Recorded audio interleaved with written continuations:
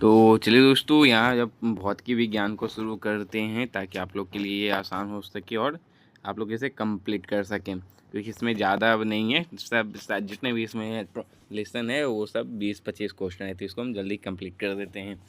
तो चलिए first question यहाँ रहेगा आपका कि एक मिनट। तो वो प्रकाश और प्रकाश की से, ठीक है, तो उत्तल लेंस ये सब है। तो बात है कि किसी उत्तल लेंस के बाईं ओर फोकस पर एक छोटी वस्तु रखे जाने पर निम्नलिखित में से कौन से स्थान पर प्रतिबिंब बनेगा, यहाँ ये बताया जा रहा है। तो यहाँ जो है आपका प्रतिबिंब बनेगा सी लेंस के दाईं ओर अनंत पर बनेगा, ठीक है।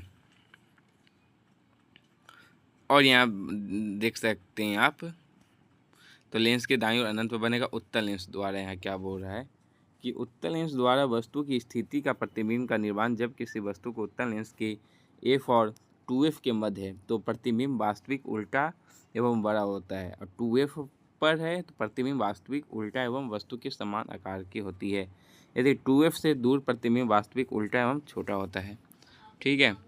तो यही बात करें अनंत पर स्थिति वस्तु लेंस के फोकस से पर प्रतिबिंब बनेगी। चलिए यहाँ दूसरा क्वेश्चन आते हैं। यही बात है कि उस परिघटना का नाम बताइए जिसमें प्रकाश के पथ में रखी एक अपारदर्शी वस्तु अत्यंत छोटी हो जाती है और जहां प्रकाश की प्रवृत्ति सरल रेखा में चलने की बजाय उसके चारों ओर मुड़ने होती है। तो ये आपका हो जाएगा प्रकाश का विवर्तन, ठीक है। तो यहाँ देख लेते हैं क्या बोल रहा है। प्रकाश के विवर्तन के उदाहरण कि प्रकाश का तीक्ष्ण किनारों के चारों ओर मुड़ना, संकीर्ण स्लिट या फिनहोल से गुजरना, या कोहरे या धुंध के माध्यम से प्रकाश का अवलोकन करना, या अपवर्तन कोण क्या बोल रहा है कि अपवर्तित प्रकाश और सतह के अभिलंब के बीच का कोण, आपतन कोण आपतित प्रकाश और सतह के अभिलंब के बीच का कोण। चलिए यहाँ भौतिक माध्यम देखते हैं। भौतिक माध्यम और उनके अपवर्तनांक के संबंध में गलत युग्म की पहचान करना है। तो गलत युग्म की पहचान आपका बेंजीन 2.42 ये आपका हो जाएगा, क्योंकि किसी प्रकाशीय माध्यम का अपवर्तनांक एक आयामहीन संख्या है जो उस माध्यम की प्रकाश को मोड़ने की क्षमता का संकेत देती है।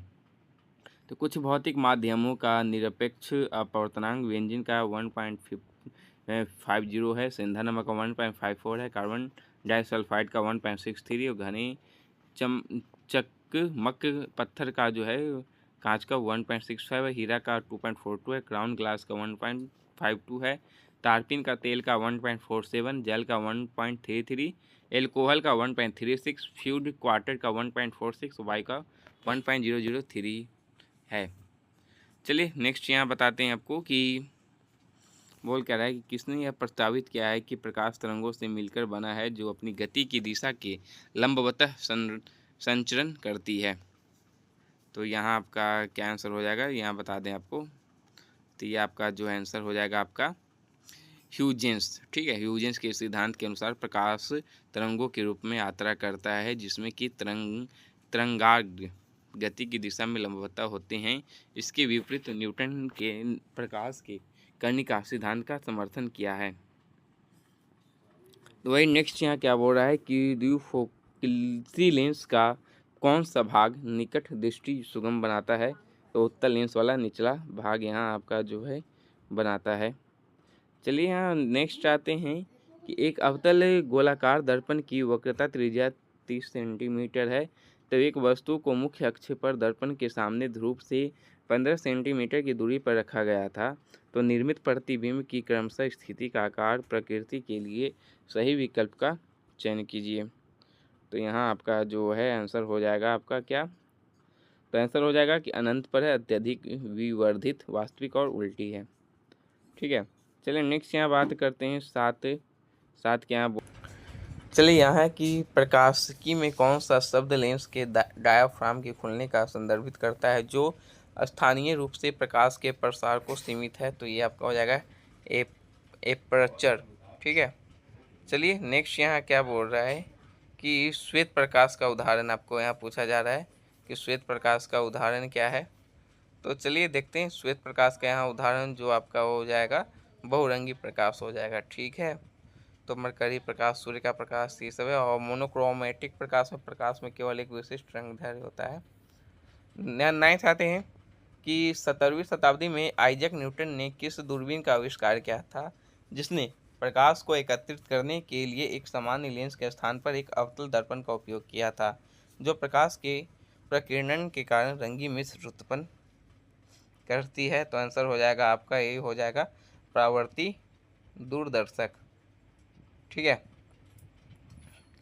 चलिए नेक्स्ट है कि बिना किसी दृष्टि दोष वाले एक युवा वयस्क व्यक्ति के लिए स्पष्ट दृष्टि की न्यूनतम दूरी, तो ये आपका होगा 25 सेंटीमीटर।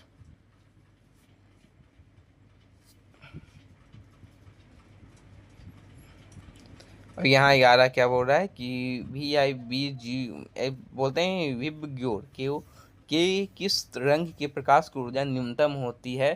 तो न्यूनतम यहाँ आपका हो जाएगा कौन, तो लास्ट में आपका कौन है, आर। तो आर है तो मतलब रेड है मतलब लाल है। ठीक है, और अधिक रहती तो आपका यहाँ भी होता। ठीक है, कौन बोल रहा है, रेड के प्रकाश की ऊर्जा। ठीक है, इसमें प्रकाश के दृश्य रंगों की तुलना में सबसे अधिक तरंग दैर्घ्य और सबसे कम ऊर्जा होती है तरंग दैर्घ्य जो क्रमिक श्रृंगों या गर्तों के बीच की दूरी है। और बैंगनी रंग की जो है तरंग दैर्घ्य सबसे कम होती है और आवृत्ति यह प्रति सेकंड एक बिंदु से होकर गुजरने वाली तरंगों की संख्या को संदर्भित करती है। तो बैंगनी रंग की आवृत्ति सबसे अधिक होती है।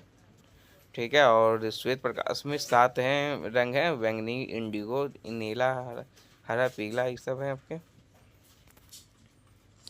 नेक्स्ट क्या चलते हैं कि जब आप तेज रोशनी वाले कमरे से आते हैं तो आप मंद रोशनी वाले कमरे में वस्तु को क्यों नहीं देख पाते हैं।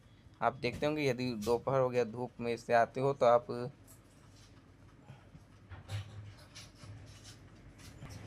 तो आंसर आपका हो जाएगा बी।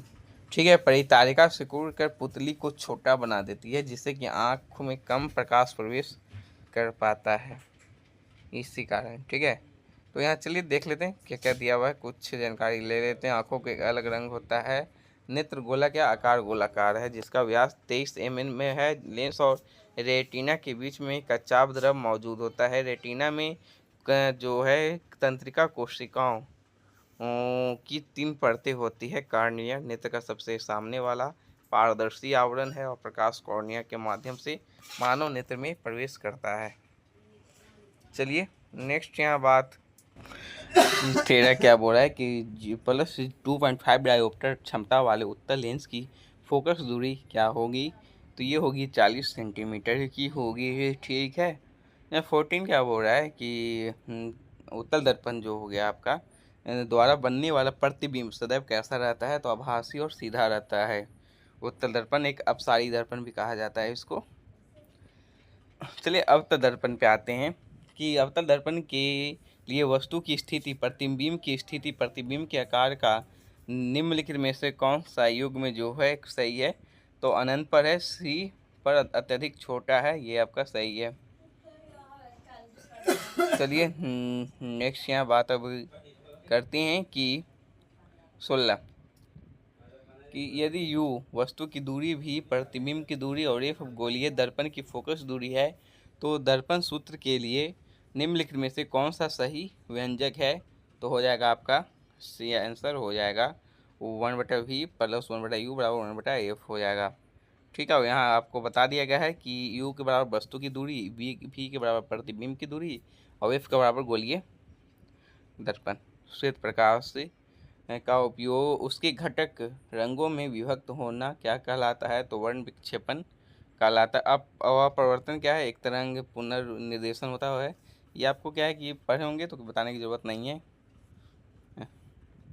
आपका अपवर्तन। चलिए नेक्स्ट है कि बाथरूम के शीशे, झील और चश्मे की चमक पर प्रतिबिंब किस प्रकार के प्रतिबिंब के कारण जो है, प्रतिबिंब जो है किस प्रकार के प्रतिबिंब के कारण होता है। तो ये आपका नियमित परावर्तन होता है। चलिए नेक्स्ट है आपका 19 क्या है कि सूर्य के प्रकाश की लाल और हरी तरंग दैर्घ्य के अलावा सूर्य के प्रकाश की कौन सी अन्य तरंग दैर्घ्य समुद्र में पानी की अणुओं के द्वारा अवशोषित होती है। तो पीला आंसर यहाँ हो जाएगा। ठीक है, चलिए 22 पर आते हैं, सॉरी 20 पर कि निम्नलिखित में से किस प्रकार के दर्पण में प्रकाश का पार्श्व परिवर्तन होता है, तो समतल दर्पण आंसर है। चलिए यहाँ नेक्स्ट यहाँ बात अब करते हैं।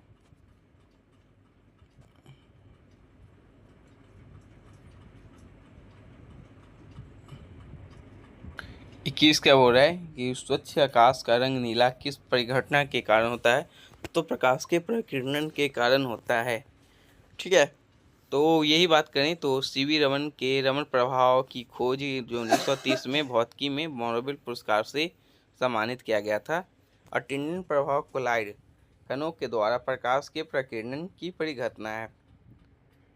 चलिए यहाँ नेक्स्ट क्या बात करते हैं कि एक दूसरे से सममित रूप से 120 डिग्री पर झुके हुए दो दर्पणों द्वारा निर्मित प्रतिबिंबों की कुल संख्या, तो आंसर हो जाएगा 2 हो जाएगा।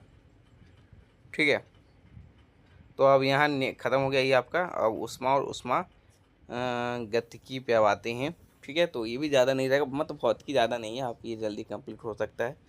तो यह बात करें उष्मा और उष्मा गतिकी पे आ गए तो कैलोरीमीटर एक अच्छी तापीय चालकता वाली पतली शीट से बना एक छोटा सा कंटेनर है, तो ये आंसर हो जाएगा तांबा की पतली शीट से बना एक कंटेनर है। ठीक है, तो वही नेक्स्ट यहाँ बात अब 24 पे करते हैं, जो सीरियल में ये पूछा गया था, तो सीरियल का सिलेबस है तो सही है। तो चलिए यहाँ 24 है कि एक ही दिन के दौरान होने वाले उच्च वायु तापमान और निम्न वायु तापमान के बीच के अंतर के तापमान को कहा जाता है दैनिक तापमान कहा जाता है। ठीक है, तो यही चलते हैं। मिट्टी के घड़े मतलब मटका में पानी से अधिक ठंडा रहने के संबंध में निम्नलिखित में से कौन सा कथन जो है गलत है, ये पूछा जा रहा है यहाँ। तो आंसर यहाँ हो जाएगा आपका सी, पर्यावरणीय जलवाष्प छिद्रों के माध्यम से घड़े में प्रवेश करती है, ये आपका गलत है। यही नेक्स्ट यहाँ बात करते हैं कि 59.4°C में कितना होगा, तो आंसर हो जाएगा बी 15 डिग्री सेल्सियस हो जाएगा आपका। नेक्स्ट 27 क्या बोल रहा है कि वायु की क्षैतिज गति के माध्यम से ऊष्मा के हस्तांतरण को क्या कहा जाता है, तो अभिवहन कहा जाता है। चलिए यहाँ बात करें खाना पकाने की किस विधि में भोजन को ऊष्मा के स्रोत पर धीरे धीरे गर्म किया जाता है और आग के संबंध में भोजन की स्थिति के आधार पर उच्च ताप और वायु संवहन द्वारा पकाया जाता है, तो आंसर हो जाएगा स्पीड रोस्टिंग। चलिए 29 आते हैं कि 1931 में ऊष्मागतिकी का 0वां नियम शब्द किसने दिया था, जो यह प्रतिपादित करता है कि जब दो निकाय किसी तीसरे निकाय के साथ साम्य में होते हैं तो वे आपस में भी साम्य में होते हैं। तो आंसर आपका यहाँ हो जाएगा रॉल्फ एच फाउलर। ठीक है, चलिए नेक्स्ट यहाँ बात अब करते हैं। 29 होंगे आपका, तो 30 पे आते हैं कि त्रिक बिंदु को किस प्रकार से परिभाषित किया जा सकता है, यहाँ बोला जा रहा है। तो त्रिक बिंदु को आप परिभाषित कर सकते हैं, यहाँ डी जो आपका दिया हुआ है इससे प्रभावित कर सकते हैं, मतलब कि डी आंसर है कि तापमान और दाब की स्थिति जिसके तहत किसी पदार्थ के गैसीय द्रव और ठोस चरण समावस्था में मौजूद हो सकता है।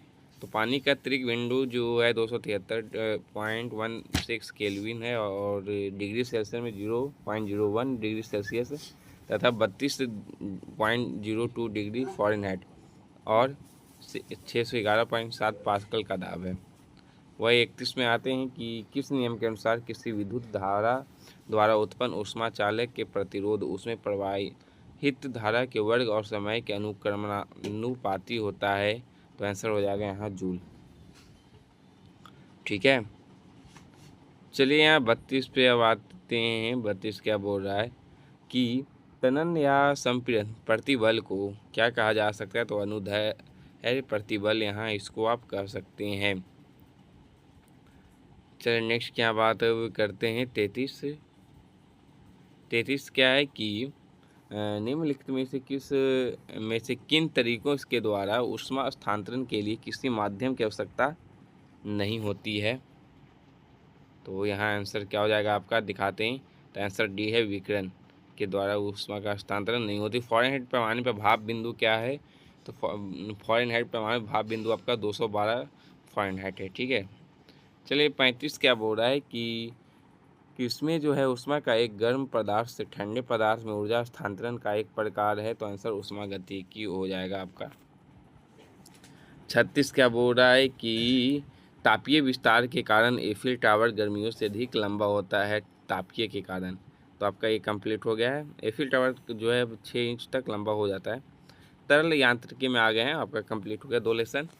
तो चलिए, तरल यांत्रिकी क्या बोल रहा है कि निम्नलिखित में से किसने एक सिद्धांत की खोज की जो बताता है कि किसी वस्तु पर उत्प्लावन बल वस्तु द्वारा विस्थापित द्रव के भार के बराबर होता है।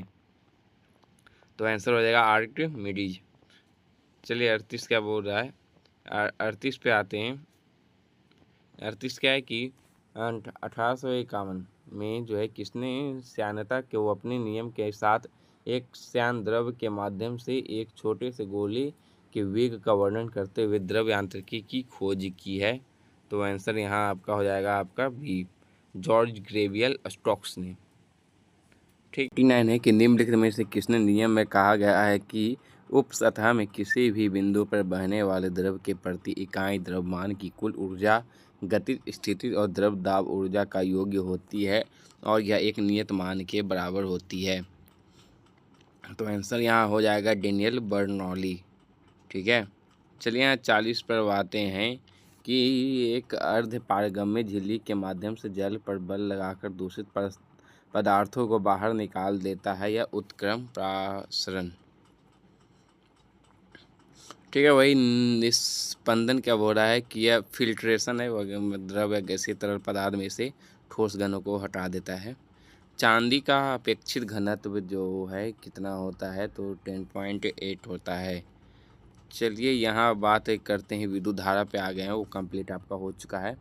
विद्युत धारा उसके प्रभाव, तो प्रत्येक समान प्रतिरोधक क्षमता R वाले 4 प्रतिरोधकों को अलग अलग संयुक्त प्रतिरोध प्राप्त करने के लिए विभिन्न संभावित तरीकों से या समानांतर दोनों क्रम में जोड़ा जाता है। तो सभी 4 प्रतिरोधकों का उपयोग करके निम्नलिखित में से कौन सा प्रतिरोधक मान प्राप्त नहीं किया जा सकता है।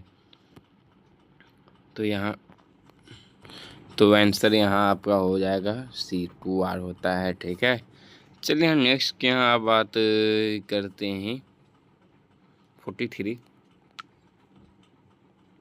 कि लघुपथन शॉर्ट सर्क्यूटिंग को रोकने के लिए विद्युत इस्त्री इलेक्ट्रिक आयरन को जो है कितने की फ्यूज की आवश्यकता होती है, 5A की होती है।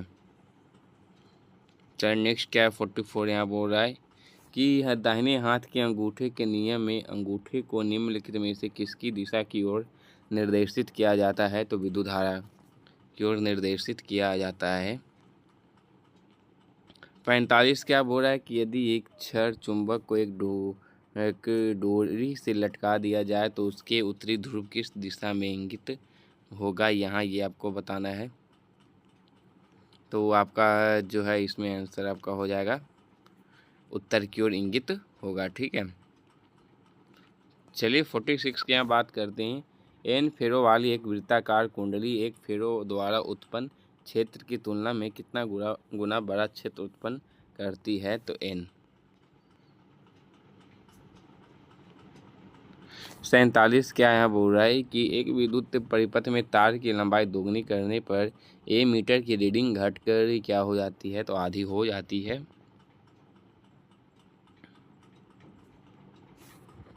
धारावाही तार पर चुंबकीय क्षेत्र बल के कारण सुई विक्षेपण का उपयोग करके धारा प्रवाह को मापने के लिए किस उपकरण का उपयोग किया जाता है, गैल्वेनोमीटर का उपयोग किया जाता है।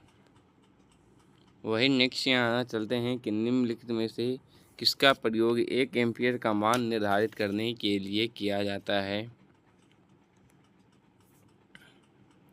तो यहाँ आंसर हो जाएगा ए बराबर 1c/सेकेंड, मतलब 1 कूलम बराबर सेकेंड है। ठीक है, 1 कूलम/सेकेंड का यहाँ उपयोग किया जाता है। चलिए 50 में क्या है कि विद्युत परिपथ में प्रतिरोध को बदलने के लिए प्रयुक्त उपकरण की पहचान कीजिए, तो बी आ जाएगा धारा नियंत्रक, आंसर हो जाएगा। 51 पे बात करते हैं कि किसको आमतौर पर ग्रीक अक्षर P द्वारा दर्शाया जाता है, क्या विद्युत प्रतिरोधकता द्वारा।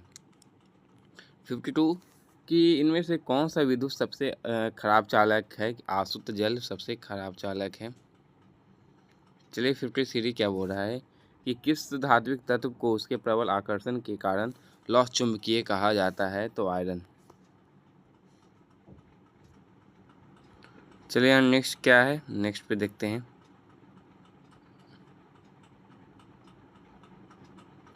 44 है, सॉरी 54 कि पूर्व की ओर प्रज्वलित एक आर्गन धनात्मक आयन चुंबकीय क्षेत्र द्वारा दक्षिण की ओर विक्षेपित हो जाता है तो चुंबकीय क्षेत्र की दिशा आपका ऊपर की ओर रहेगा। वही बात करते हैं फ्लेमिंग के दाएं हाथ के नियम का उपयोग करते हुए यदि चुंबकीय क्षेत्र की दिशा उत्तर की ओर है तो चालक ऊर्ध्वाधर रूप से ऊपर की ओर बढ़ जाता है तो विद्युत धारा किस दिशा में प्रवाहित होती है? ये आपको यहाँ बताया जा रहा है, तो पश्चिम की ओर प्रवाहित होती है। 56 क्या है कि यहाँ विद्युत जनरेटर और विद्युत मोटर किस सिद्धांत पर कार्य करते हैं? तो ये आपके कार्य करेंगे क्रमशः फ्लेमिंग के दाएं हाथ के नियम और बाएं हाथ के नियम पर कार्य करते हैं। चलिए 57 क्या बोल रहा है कि क्षैतिज रूप से स्थित छड़ चुंबक के चुंबकीय क्षेत्र में उदासीन बिंदु कौन सा होता है? तो वह बिंदु जहाँ चुंबकीय क्षेत्र शून्य होता है। ठीक है, तो ये किताब आप अपने पास रखे रहिएगा, नहीं तो आराम से सुनते रहिए। 58 क्या है, और PDF नहीं तो टेलीग्राम पे मिल जाएगा आपको। 58 क्या है कि 1834 में किसने एक नियम प्रस्तावित किया था कि जिसके अनुसार प्रवाह में परिवर्तन से प्रेरित विद्युत धारा परिवर्तन उत्पन्न करने वाले प्रभाव का प्रतिरोध करती है? तो आंसर हो जाएगा आपका हेनरी फ्रेडरिच लेंज। कूलॉम में आ गए कि कूलॉम नियम के लिए निम्नलिखित में से कौन सा विकल्प सही है? तो यहाँ केवल बिंदु आवेश के लिए मान्य यही आपका एक सही है। चलिए यहाँ 60 क्या बोल रहा है, 60 पे देखते हैं कि निम्नलिखित में से किस नियम के अनुसार फ्रेडरिक विद्युत वाहक बल का परिणाम चुंबकीय फ्लक्स में के समय साथ होने वाले परिवर्तन की दर के बराबर होती है? तो आंसर है फ्राडे का नियम हो जाएगा आपका।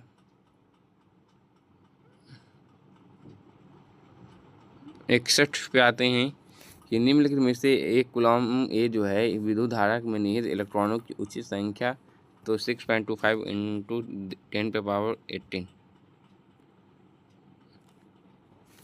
62 क्या है, निम्नलिखित में से किसकी प्रतिरोधकता सबसे अधिक है? तो नाइक्रोम की। यह धारा के प्रवाह का विरोध करने के लिए किसी पदार्थ की प्रतिरोध क्षमता का माप है।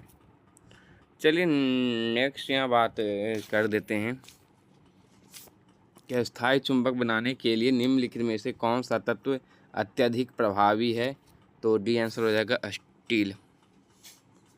तो 64 पे आते हैं कि वही नेक्स्ट है कि यदि यहाँ बात करें कि यदि आपका 3, 4, 5 और 6 प्रतिरोध के 4 प्रतिरोध श्रेणी क्रम में जुड़े हुए हैं तो चारों प्रतिरोधों का संयुक्त प्रतिरोध क्या होगा? ये बोला जा रहा है। तो यहाँ आपका जो है 18 हो जाएगा। तो 18 हो जाएगा यहाँ प्रतिरोध, तो तीनों यदि आप चारों को जोड़ दें तो आपका ये 18 हो जाएगा। ठीक है, और 65 है कि यदि जब आप चुंबकीय क्षेत्र को कब अधिक प्रबल पाएंगे? ठीक है, तो चुंबकीय क्षेत्र को कब जो है प्रबल पाएंगे यहाँ बोला जा रहा है। तो आंसर आपका ये हो जाएगा, यहाँ चुंबकीय क्षेत्र जो है मतलब प्रतीक बी या एच मानक टेस्ला, तो चुंबकीय क्षेत्र जो है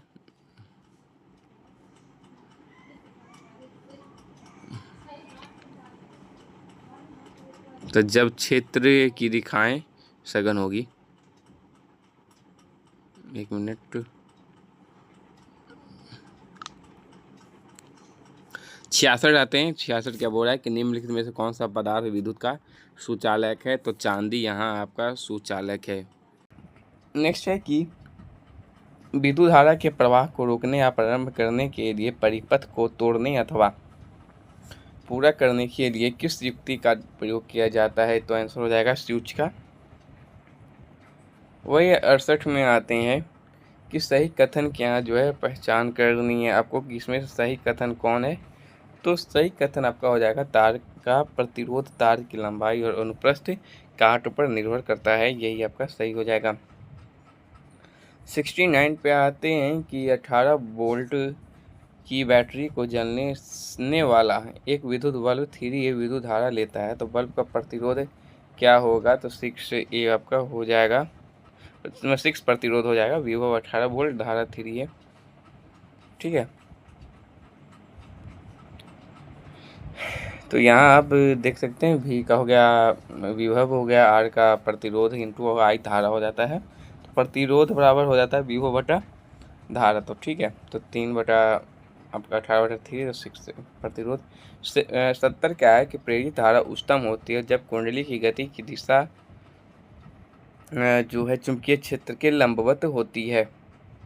71 पे आते हैं कि यदि Q शुभ आवेश और T समय है तो निम्नलिखित में से कौन सा समीकरण सही है। तो यहाँ I बराबर बताना Q/T हो जाएगा। 72 यहाँ आते हैं कि किसका नियम बताता है कि विद्युत परिपथ में किसी संधि में प्रवाहित होने वाली धाराओं का योग संधि से निकलने वाली धाराओं के योग के बराबर होता है। तो यहाँ आंसर हो जाएगा आपका डी, गुस्ताव रॉबर्ट किरचॉफ। 73 क्या बोल रहा है कि व्हीटस्टोन ब्रिज प्रतिरोधों की एक व्यवस्था है जिसका उपयोग प्रतिरोध के सटीक मापन के लिए किया जाता है। तो आंसर हो जाएगा 4 प्रतिरोध की व्यवस्था है, ठीक है। चलिए नेक्स्ट यहाँ बात अब करते हैं 74 कि फ्यूज तार के संबंध में निम्नलिखित में से कौन सा कथन सही है। तो आंसर हो जाएगा यहाँ इनमें निम्न गलनांक और उच्च चालकता होती है। 75 की बात करते हैं कि परमाणु तथा अध्रुवीय अणुओं में कोई विधुर घूर्ण क्यों नहीं होता है। तो आंसर हो जाएगा क्योंकि इनका इलेक्ट्रॉनिक आवेश अभिसमित रूप से वितरित होता है। 76 क्या बोल रहा है कि दूरी बढ़ने पर किसी चालक में दी जाने वाली धारा द्वारा उत्पन्न चुंबकीय क्षेत्र क्या होता है। तो यह घटता है। कि 6 विभवांतर वाले दो बिंदुओं के बीच 4C के आवेश को स्थानांतरित करने में क्या किया गया कार्य जो है 24 जूल का है, ठीक है। चलिए नेक्स्ट यहाँ आप देखते हैं, अब जल्दी ही कंप्लीट ये होने वाला है आपका। तो यहाँ नेक्स्ट क्या बोल रहा है 78 की इलेक्ट्रॉनिक रूम हीटर में प्रयुक्त तार की कुंडली क्या होती है। तो एलिमेंट ये होती है। और वही बात करें विद्युत सेल के प्रतीक में मोटी छोटी रेखा क्या दर्शाती है, ऋणात्मक टर्मिनल दर्शाती है। और 80 बोल रहा है निम्नलिखित में कौन सा कथन सही है। तो यहाँ जो है आपका सी सही है कि किसी भी बंद सतह के माध्यम से शुद्ध चुंबकीय फ्लक्स शून्य होता है, ये आपका यहाँ सही है। वही 81 में है कि द्विध्रुव का कुल आवेश कितना होता है। तो 0 होता है, ठीक है। तो बल और दाब पे आते हैं।